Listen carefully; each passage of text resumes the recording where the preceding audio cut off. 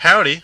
Who is this? Hello, Farmer Adam. This is Farmer Brown. I need some advice. Anything for you. What's the problem? My cows just aren't making enough milk anymore. I see. Well, I have one thing that'll fix that problem right up. What is it? Hormones. Back before hormones were used, which began commercially in the mid-1990s, farmers like Farmer Brown raised cattle without using hormones. This caused cattle to take longer to raise and more money was spent on feed, resulting in a waste of time and money.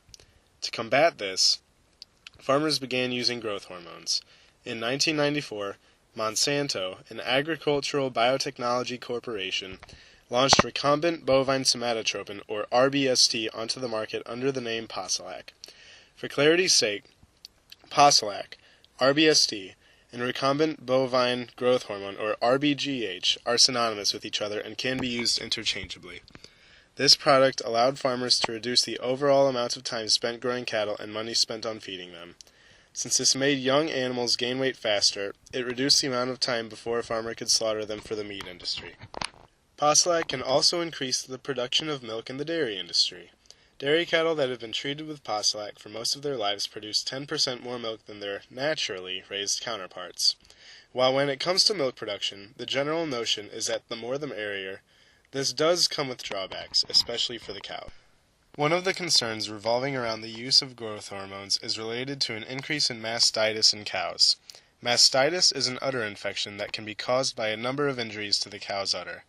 This condition causes severe changes in milk composition, including a decrease in proteins that control dairy yield and quality.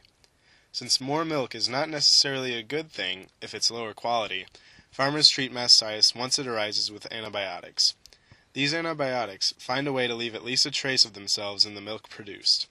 This gives the general public a feeling of uneasiness about the safety and trustworthiness of what they're drinking, although there is no hard evidence to justify the suspicion. While using RBSD can greatly increase productivity and efficiency in milk production, food safety scares and contaminations have destroyed the trust that the public had in what they eat.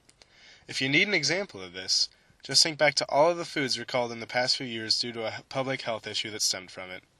People are more skeptical now than ever about the safety of what they consume.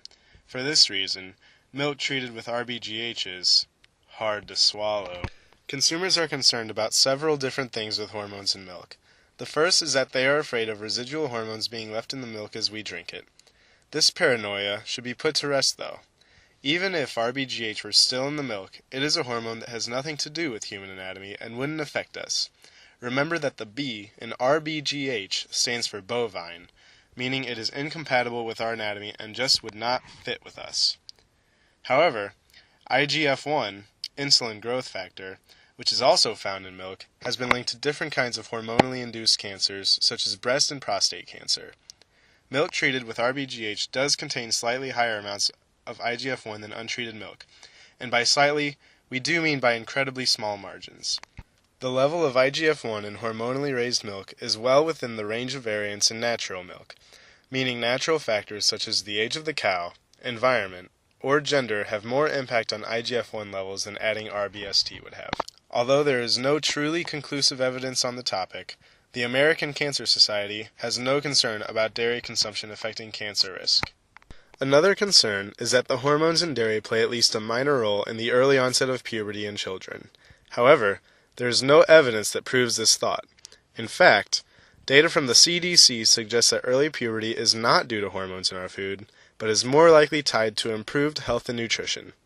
This improved nutrition in some cases contributed to overnutrition and excess body fat, causing the hormonal imbalances responsible for early onset puberty.